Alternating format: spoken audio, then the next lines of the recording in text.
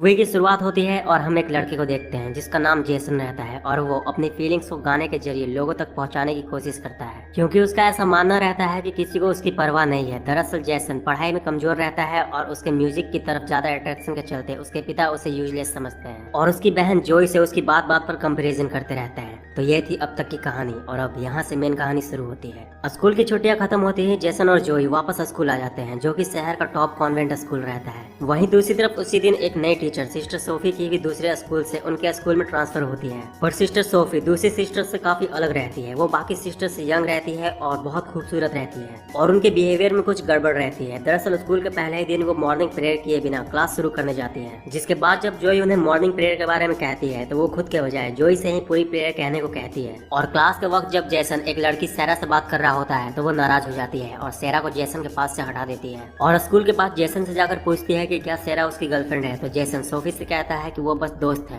Jason की बात सुनकर सोफी को एक अलग तरह का सुकून मिलता है, पर अगले दिन जब वो सैरा और जेसन को किस करते देखती है तो उसे बहुत ज्यादा गुस्सा आता है, जिसके बाद वो गुस्से में अपने क्रॉस को इतनी जोर से पकड़ती है कि उसके हाथों से खून निकलने लगता है और फिर वो सैरा को धमकी देती है कि वो दोबारा जेसन के करीब ना जाए वरना उसके लिए अच्छा नहीं होगा। और सैरा को धमकाने के बाद सोफी जेसन के पास जाती है और उससे कहती है कि उसे बहुत बुरा लगा कि उसने उससे सैरा के बारे में झूठ कहा, जिस वजह से अब वो उसे पनिशमेंट देना चाहती है तो स्कूल के बाद वो उसके हॉस्टल रूम में आ जाए। सोफी की बात सुनकर जेसन स्कूल के बाद सोफी से मिलने जाता है, पर सोफी के गेट पर वो पहुंचकर देखता है कि उसने पूरे कपड़े नहीं पहन रखे हैं, जिसके बाद जेसन वहां से भाग जाता है। और ये सब कोई इत्तेफाक नहीं रहता, सोफी जानबूझकर जेसन को वो सब दिखाना चाहती थी और उसे पता रहता है कि जेसन दरवाजे पर से सब कुछ देख रहा है। दरअसल सोफी जेसन को अपनी तरफ अट्रैक्ट करना चाहती थी और वो कामयाब भी हो जाती है क्योंकि सोते वक्त जेसन को बस पूरी रात उसी के ही सपने आते हैं। पर अगले दिन वीकेंड्स पर घर जाने से पहले सोफी जब सारा को जेसन से बात करते देखती है तो फिर से अपना आपा खोने लगती है, जिसके बाद सोफी स्कूल की प्रिंसिपल सिस्टर रिबेका से ये कहकर छुट्टी मांगती है कि उसकी आंट बहुत बीमार है तो वो उनसे हॉस्पिटल मिलने जाना चाहती है। और फिर सीधे रात होने पर जेसन के घर के बाहर अपनी कार पार्क करके बैठी रहती है और उसे गाते हुए सुनती रहती है। पर तभी उसे रियलाइज होता है कि वो सैरा के रहते जेसन के करीब नहीं जा सकती, जिसके बाद वो स्कूल खुलने पर सैरा की बुक में गांजा रख देती है। जिसके बाद जब सैरा क्लास के टाइम पर वो बुक लेकर आती है तो सोफी उसे पकड़ लेती है और ड्रग्स रखने के जुर्म में वो सैरा को सस्पेंड करवा देती है। पर सोफी का प्लान यही खत्म नहीं होता, वो जेसन के कमरे में भी अपनी शराब रख देती है और रूम चेक करवाने के बहाने उसे भी पकड़वा देती है। पर सोफी यहाँ एक गेम खेलती है। जब फादर मेसी और सिस्टर रेबेका जेसन को सस्पेंड करने का सोच रहे होते हैं तो सोफी उनसे जेसन को माफ करने को कहती है और उनसे कहती है कि आगे से वो उसका ध्यान रखेगी। और सोफी ये सब इसीलिए करती है ताकि जेसन उसे अच्छा समझे और वो जेसन को कंट्रोल कर सके। और यहाँ हमें सोफी की असलियत के बारे में भी पता चलता है कि वो कौन है, कहाँ से आई है और वो जेसन के पीछे इतनी पागल क्यों है।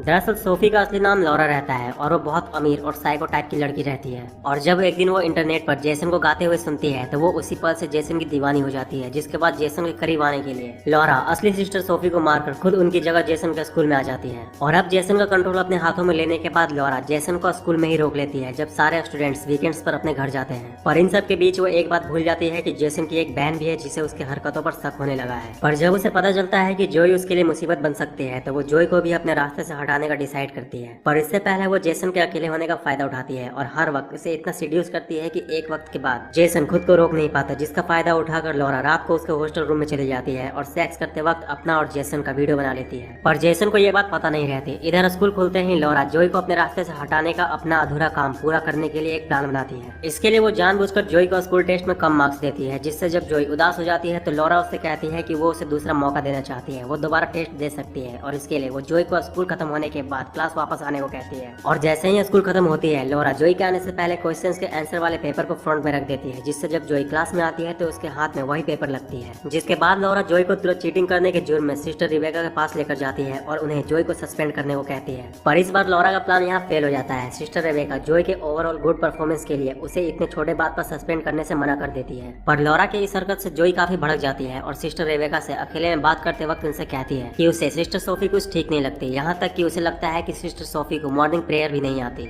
जोई की बात सुनकर सिस्टर रिबेका को लगता है कि वो गुस्से में ये सब बोल रही है, जिस वजह से वो उसकी बातों को इग्नोर कर देती है। इसके बाद जब कुछ दिनों में वीकेंड्स फिर से आती है तो दूसरे स्कूल के बिशप इनके स्कूल में घूमने आते हैं और खास बात ये रहती है कि वो असली सोफी को अच्छे से जानते थे। पर इससे पहले लॉरा पकड़ी जाती वो उस बिशप को आता देख लेती है और सिस्टर रिबेका से ये कहकर वहाँ से भाग जाती है कि उसकी आंट की तबीयत और भी ज्यादा खराब हो गई है। दूसरी तरफ इस बार वीकेंड पर जेसन के साथ भी कुछ ठीक नहीं होता। जेसन की उसके डैड से इस बात पर बहस हो जाती है कि वो एक साल के लिए स्कूल छोड़कर अपने म्यूजिक पर ध्यान देना चाहता है, जिसके बाद अपने डैड से लड़कर जेसन सैरा के घर पार्टी में चला जाता है। पर जब सैरा उसे किस करने की कोशिश करती है तो उसके दिमाग में बस लॉरा की ही इमेज आती रहती है, जिस वजह से वो उसी वक्त नशे की हालत में वहाँ से भाग जाता है, जिसके बाद अंडर एज होने की वजह से पुलिस उसे पकड़ लेती है। पर तभी लॉरा वहाँ आकर सारा मामला संभाल लेती है और जेसन को अपने साथ एक होटल में लेकर जाती है। पर जेसन समझ जाता है कि लॉरा का वहाँ आना कोई इत्तेफाक नहीं था, वो उसका पीछा कर रही थी। तो लॉरा जेसन से कहती है कि वो सही है और वो उसका पीछा बहुत वक्त से कर रही है क्योंकि वो उससे बहुत प्यार करती है। और ये कहकर लॉरा जेसन के सामने बहुत अजीब बिहेव करने लगती है, जिससे जेसन घबरा जाता है और जेसन की हालत और भी ज्यादा खराब हो जाती है जब लॉरा उससे कहती है कि उसके पास बहुत सारे पैसे हैं और वो चाहती है कि वो उसके साथ कहीं दूर भाग चले। लॉरा की बात सुनने के बाद जेसन उससे कहता है कि वो उससे कोई प्यार नहीं करता, यहाँ तक कि वो रोज अफसोस में जीता है कि उसने उसके साथ वो सब क्यों किया।